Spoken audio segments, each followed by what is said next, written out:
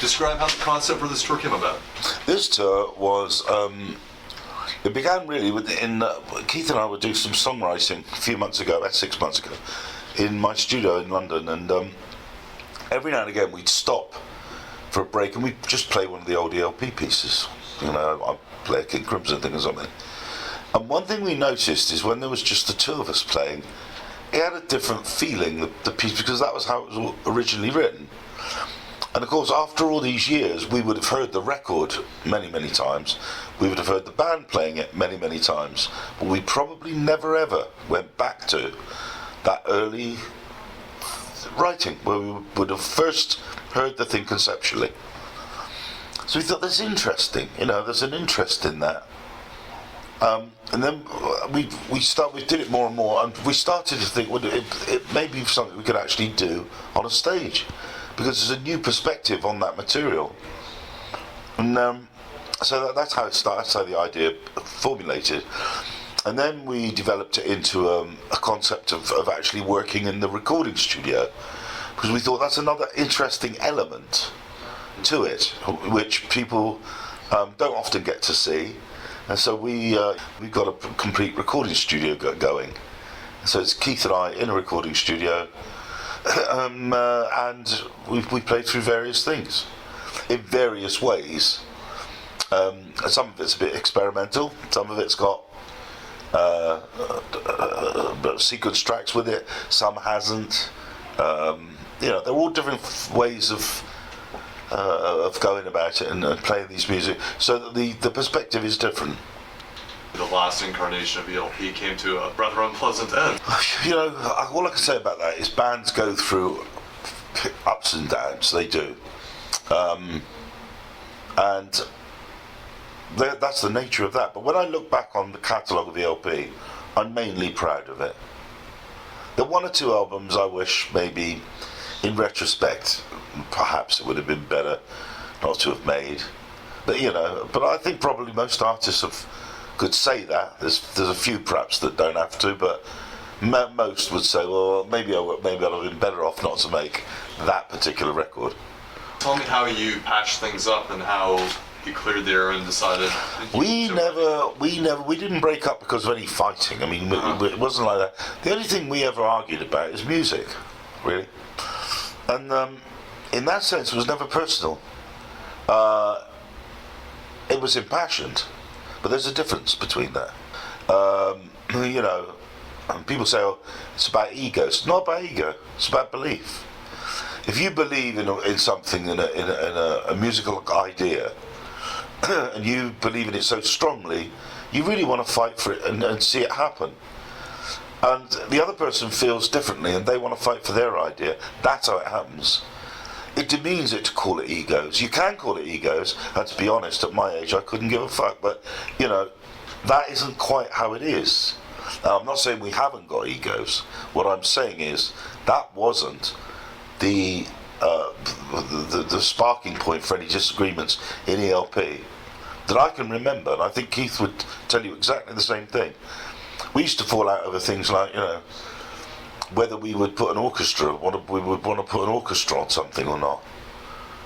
You know, stuff like that. But I mean, or musical ideas.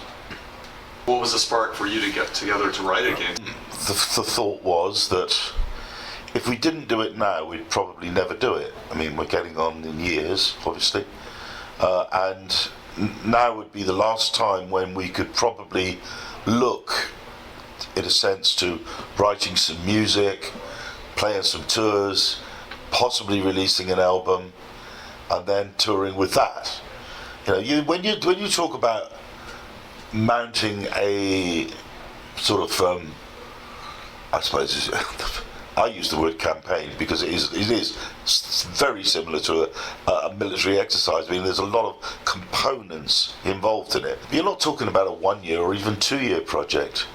You're talking about a 3, 4, even 5 year deal, where you write the music, you record it, you put it out, you test it, you make a live recording of it. You know, it's a whole involved unfolding process. And so we thought now would be the right time to do it. We coincidentally got offered this festival in London, which again appeared to us to be the right thing at the right time. It was in our own country where it all began, and we just felt right about it, I suppose. And when you said possible album, an Emerson and Lake album or an ELP album? Well, I don't know. I mean, right now Keith and I are writing material, not specifically for any one record, but and to be honest, it could be done in any number of ways. So we'll have to wait and see, really. What can you tell me about the direction of this new material? I don't talk about the direction of new material because invariably it changes along the way, you know, and I never predict, you know, completion dates on albums or anything like that, because invariably it doesn't work the way you think it is, and so all I can tell you is that it's good. That you know, I'm excited by it, and so is Keith, and you know, so either one of those concepts would be possible with it. It's been a very long time since we've seen new songs from you. In fact, was In the Hot Seat the last series of new songs? Probably. So what have you been up to creatively since then? Have you been writing? Is there a big stockpile of Greg Lake songs? I do have quite a lot of writing, yes, I do. But I'm not one of those people who makes records or writes songs out of sense of duty. You know, if I never wrote another song, it wouldn't really bother me. You know, only if I want to write them. If I want to write them, then I write them, and then that's good. You know, I've been inspired to write a song, and that's good. But I don't sit around with some guilt thing about, or you know, I owe the world another song. You mentioned you were going to do an orchestral album on your own. I do have one recorded. I've just never found the right time to release it, to be honest with you. Just never found the right time. I suppose I'm looking for a time when I can maybe play the stuff with an orchestra. So I'm waiting for that sort of circumstance. I've done a lot of songwriting, but again, not really found the right moment to capitalise on it and to use it, to utilise the ideas. That was one of the things, of course, coming together with Keith. Those ideas will now come into play. Some of them. Can you tell me a little bit about the unreleased orchestral album? I'm really curious. It's a combination of it's some orchestral versions of some of the acoustic songs I've written. It is some orchestral pieces of music that I've written, instrumental music, and a couple of adaptations of things. Who did you record it with? Mainly I did it on my own. I played and programmed most of it on my own. So it's a computer and synth. In a way, it is. Yeah. Yes. There are some, you know, some of the live musicians on it, drummers, things like that, were session musicians. Most of the orchestral stuff I played and programmed it myself. So you had a fantastic solo band going for a while. Terrific. They were great. David Arch, keyboards. I mean, fantastic player. Plays for John Williams, piano player for John Williams. Just terrific band, yeah, it's fantastic. I mean, if I did do any solo thing, that's who I would do it with. Mm-hmm. You know? You've got a very eclectic set list happening tonight. You're doing I Talk to the Wind for the first time in your history. Yeah. Why don't you describe some of the song choices in that one in particular? Well, it's just because I've never done it in 40 years. So I've done Call of the Crimson King, I've done Schizoid Man, I've even done Snatches of Epitaph, never performed I Talk to the Wind. So that was why I chose that particular song. The rest of the set has been chosen because, well,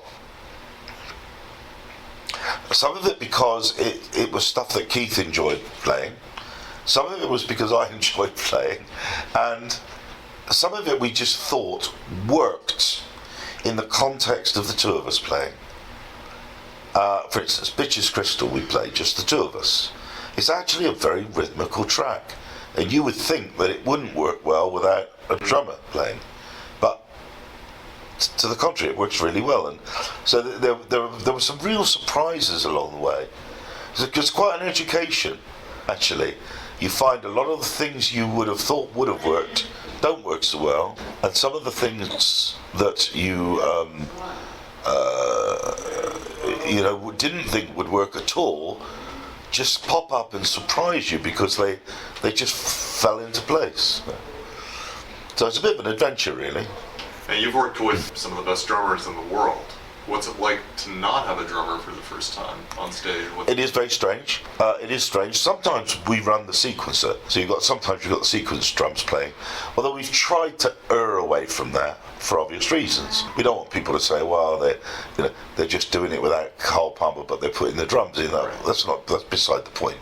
But on occasions we use it just because it sounds better with a bass drum and an offbeat than if you didn't have it. But generally speaking, the stuff that I think we get most kick out of is the stuff we just play together. There's a certain sort of freedom about it, where we will kind of wander off the script a bit, both in terms of timing and in terms of literally the music.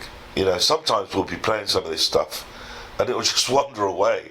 And that was one of the things King Crimson used to do. And one of the tenets in that band was it was more important to listen than to play, so I'm actually quite good at it, because during King Crimson we did a lot of that. It's only like anything else, just an acquired thing. You just make sure that you're listening to other people and not just blowing your own horn, as it were. What are some of the new insights you've gained into some of this classic material through this partnership and this presentation?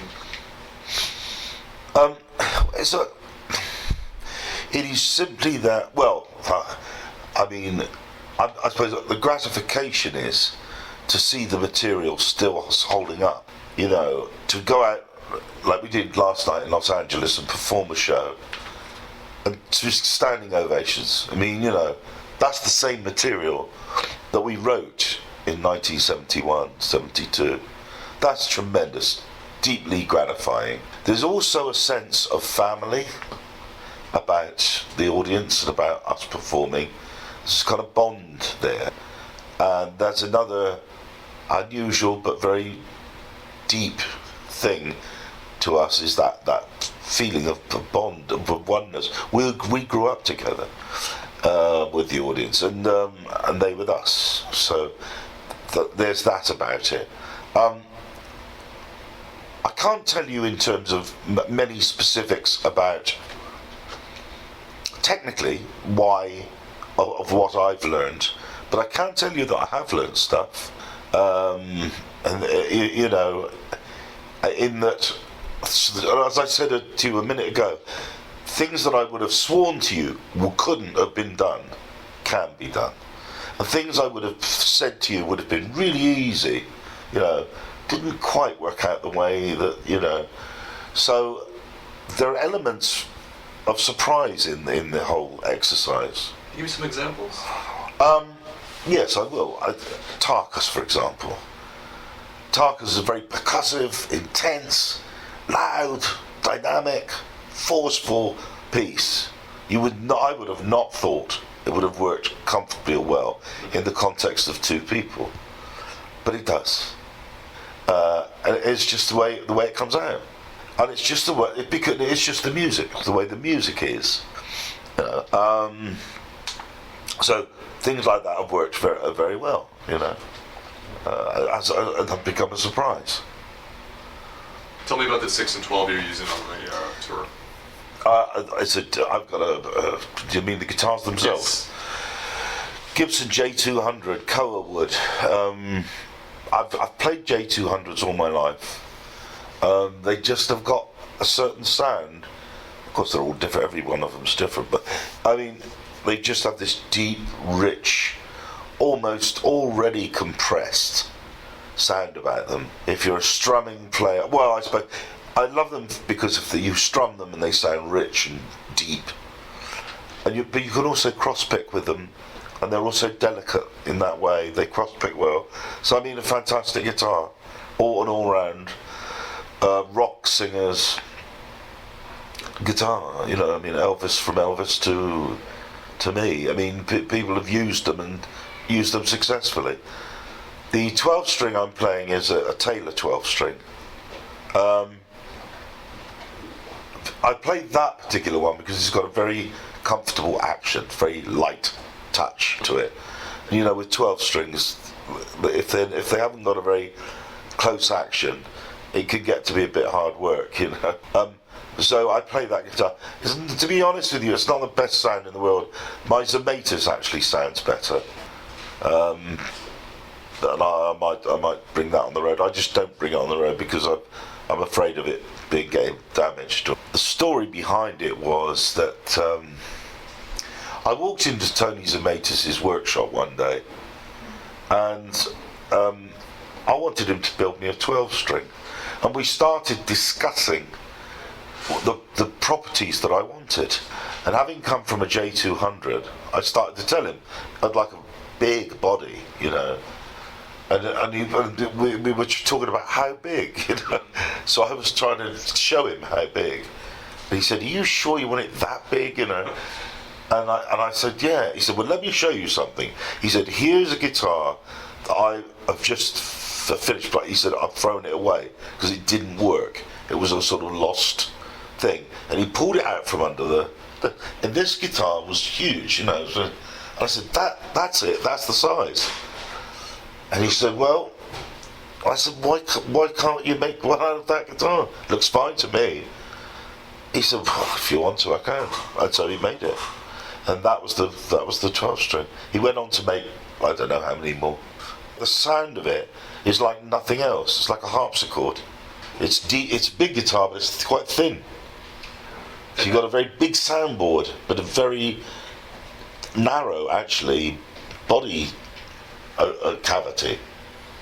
So that and the Gibson, are those guitars you've used on the ELP recordings as well? Mainly. I do play. I've got some nice Martins that I love. They're beautiful guitars. Somehow I always end up going back to the J200s, you know. I just do. Well, that's it, you know. In the end, it is what you do. That you know. But I love the Martins. I mean, they're just beautiful. What can you tell me, just in general, about your philosophy as a guitarist when it comes to ELP, especially when you have this other beast of a melodic presence? Well, you know, as a guitar player, it's a bit of a lost cause, really, in ELP, because, you know, there's no bass player, and then you're gone at that point already. It's a token. In ELP, it's a token thing. You know, picking up the guitar, playing a bit of guitar, it's a token thing. It's just for a change in sound, perspective sound. But, you know, I grew up playing guitar. That was how I began. And so, but my guitar playing life got cut short because I moved over to bass. So I'm a funny kind of guitar player, really. I'm a sort of 1969 guitar player in a way. Quite a good one, actually, but I never developed much after that. So I missed a lot of the techniques and that I would have had I just continued playing the guitar. But my philosophy, as with any instrument, really is to be as accurate as you can, as in tune as you can, you know, as thoughtful as you can. You try and be as good as you can, that's all. You know, as good as your heart is, try and be honest in that sense. People use the word honest, but I mean honest to yourself and honest to, you know, I'm not very much into trickery and bluffing and all those bluffing techniques. I mean, it's all right and it's fancy, but it's not really very soulful. And I think a well-placed note is worth, 100 arpeggio ramblings, you know. What about your solo debut and maneuvers? What possibilities were you able to move into there on guitar? Well, again, I mean, with Gary Moore, it was just an education, really, playing with him. It was just great to play second guitar. I was really a rhythm guitar player. Mm-hmm. And that was a nice. I enjoyed it, loved it. You know, because Gary's a fabulous player, and the bass was covered properly, and so it was a joy to do. The only thing was, both those albums really lacked direction, you know, and I was sort of, I was lost in a way. Once you've been in a band like ELP, it's over. You know, that is who you are, really. You know, if you then try and go out and think about a solo career, I mean, yes, you can play whatever you want, but the public made you what they made you. They voted with their feet, and they said you're ELP. That's who you are, and in a way, that's who you'll be. And when you try and search for an alternative identity in that, it's very difficult. And so for a long while, I was kind of lost, and I would try all sorts of different things, which had its own appeal in a way. One minute I'd be playing a country and western song, and the next minute I'd be doing heavy metal with Gary. You know, it was fun, but it was a bit obtuse. It was a bit sort of here, there, and everywhere. So that was that, really. I've always been used to. I'm not sure about the whole concept of solo artist. I'm a guy in a band, really. I've always played in a band ever since I was a kid. So I'm a band, you know. I'm a front singer of a band, really. That's what I do. Lead singer in a band. And I suppose that's how I feel most comfortable.